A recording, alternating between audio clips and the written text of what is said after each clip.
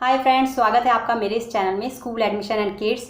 तो फ्रेंड्स, आज मैं आपको टीचिंग स्टाफ की केवीएस में कितनी सैलरी है तो उसके बारे में बताने जा रही हूँ। काफ़ी लोगों की रिक्वेस्ट आई थी कि कितनी सैलरी मिलती है टीचर्स को, तो इसलिए मैंने आज आपके लिए ये वीडियो बनाया है। तो प्लीज़ वीडियो को अंत तक देखिएगा। तो आप फ्रेंड्स शुरू करते हैं। अब मैं आज आपको टीजीटी ट्रेन ग्रेजुएट टीचर की सैलरी के बारे में बताती हूँ और उसी तरीके से आप पीआरटी और पीजीटी की सैलरी भी कैलकुलेट कर सकते हैं। ठीक है फ्रेंड्स। तो जैसे ये जो पोस्ट हैं पीआरटी, टीजीटी और पीजीटी, ये सारी ग्रुप बी में आती हैं। ठीक है। इसे कहते हैं जो गवर्नमेंट का सिस्टम है बोलने का, तो वो ग्रुप बी में ये सारे जॉब्स आती हैं और ये जो पोस्ट हैं ग्रुप बी की हैं। ठीक है। और जो इनका पे लेवल होता है, जो पीआरटी है उनका पे लेवल है 6 और जो टीजीटी है उनका पे लेवल है 7 और जो पीजीटी है उनका पे लेवल है 8।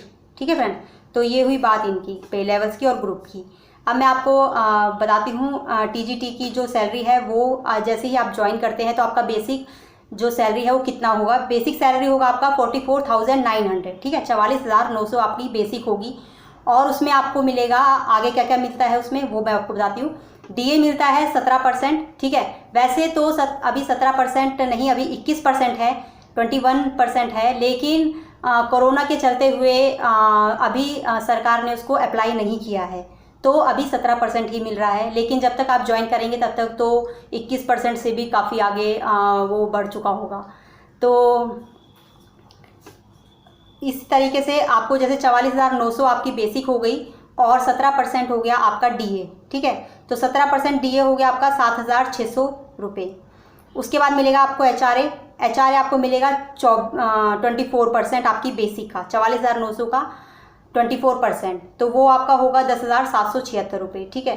और फिर आपको मिलेगा ट्रांसपोर्ट अलाउंस मिलेगा 3,600 रुपये और 3,600 रुपये में भी आपको डीए भी मिलेगा। तो जैसे डीए अभी 17% चल रहा है तो 3,600 रुपये में 17% 3,600 रुपये का आप जोड़ दीजिए तो वो भी हो जाता है आपके 750 के करीब।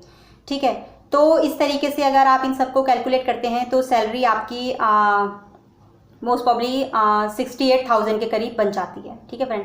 अब अगर हम देखते हैं कि एज ए हम लोग न्यू ज्वाइनिंग करते हैं और हमें 68,000 मिल रहे हैं, तो ये कुछ मुझे नहीं लगता कम सैलरी है, काफ़ी सैलरी है। As a joinee first time अगर हम जैसे ज्वाइन करते हैं तो उस टाइम एक बहुत अच्छी अपॉर्चुनिटी है हमारे लिए। और इसीलिए मैं आप लोगों को कहती हूँ कि आप लोग इधर उधर फोकस मत करिए ज़्यादा, आप अपनी प्रिपरेशन पे, अपनी पढ़ाई पे पूरा ध्यान रखिए ताकि आप इस अपॉर्चुनिटी को ग्रैब कर सकें। ठीक है फ्रेंड्स।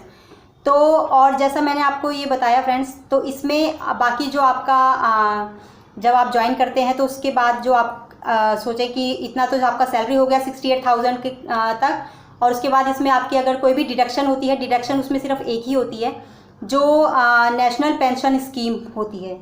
ठीक है। तो टीचर्स को नेशनल पेंशन स्कीम के थ्रू उनका कुछ अमाउंट कटता है और उतना ही अमाउंट गवर्नमेंट भी अपना देती है, अपना शेयर देती है। तो उसमें 10% जो होता है वो टीचर्स का बेसिक पे का कटता है। ठीक है। उनका शेयर होता है टीचर्स का 10%, प्लस उसमें 17% डीए भी इंक्लूड करना होता है। तो जैसे अगर मैंने आपको बताया ट्रेन ग्रेजुएट टीचर का, तो उसमें 10% सैलरी का आप कर लीजिए तो 4490 रुपये हो गए उनके, और 17% डीए भी लगा लीजिए, 4490 का 17%, तो वो आपका हो गया 750 के करीब। तो टोटल हो गया आपका 5250 रुपये लगा लीजिए। ठीक है। तो 5250 रुपये आपका कंट्रीब्यूशन होगा टीचर का और 5250 ही गवर्नमेंट का कंट्रीब्यूशन होगा। ठीक। तो इस तरीके से 10,500 के करीब आपके अकाउंट में नेशनल पेंशन स्कीम आपके अकाउंट में हर महीने जमा होते रहेंगे।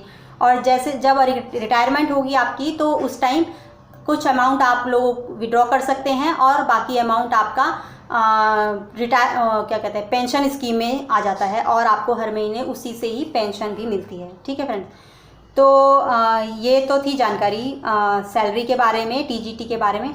और इसी तरीके से जो प्राइमरी टीचर हैं उनका जो बेसिक होता है वो होता है 35,400 रुपये। ठीक है, 35,400 रुपीज़।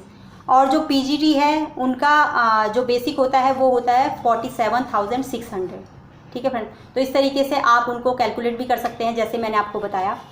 और जहाँ तक बात की जाए फ्रेंड्स एचआरए की, तो एचआरए के लिए गवर्नमेंट ने पूरा जो है इंडिया को 3 सिटीज़ में डिवाइड किया हुआ है। जैसे मैंने आपको बताया केवीएस संगठन के काफ़ी सारे स्कूल्स हैं और पूरे ऑल ओवर इंडिया में हैं, तो गवर्नमेंट ने उसको 3 कैटेगरीज में डिवाइड किया हुआ है हर सिटी को। तो उसमें X Y Z, X categories में आते हैं जिन सिटीज़ की पॉपुलेशन होती है 50 लाख एंड अबव, ठीक है, 50 लाख एंड अबव जिस सिटी की पॉपुलेशन होती है वहाँ पे आपको अगर आप ज्वाइन करते हैं तो वहाँ पे आपको एचआरए मिलेगा 24%, जो मैंने आपको बताया। ठीक, अगर आप वाई सिटी में ज्वाइन करते हैं, वाई सिटी वह सिटी होती है जिसकी पॉपुलेशन होती है 5 lakh to between 5 to 50 lakh, ठीक है।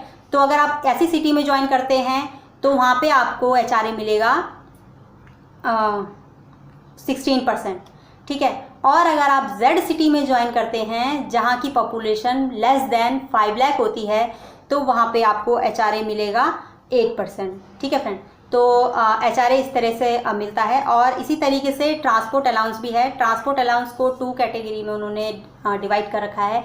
जो एक्स सिटीज़ है वहाँ पे आपको 3600 ट्रांसपोर्ट अलाउंस मिलता है और अदर देन वाई और जेड सिटी में आपको 1800 ट्रांसपोर्ट अलाउंस मिलता है, ठीक है फ्रेंड।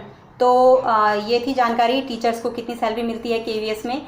अगर आपको मैं बता दूं, थोड़ा सा ब्रीफ वैसे ही कर दूं कि तो पीआरटी में अगर आप ज्वाइन करते हैं प्राइमरी टीचर में तो आपको बिना डिडक्शन के आपकी सैलरी हो जाती है 55,000, ठीक है।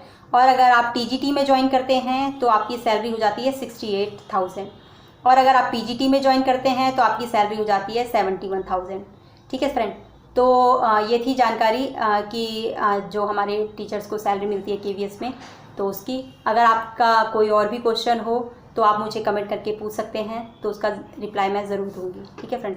और अगर आपको वीडियो पसंद आया हो तो प्लीज़ इसे सब्सक्राइब कीजिए और साथ ही बेल आइकन होगा उसको प्रेस कीजिएगा ताकि आगे आने वाली सारी नोटिफिकेशंस आपको मिल सकें। तो आज के लिए बस इतना ही। Thank you.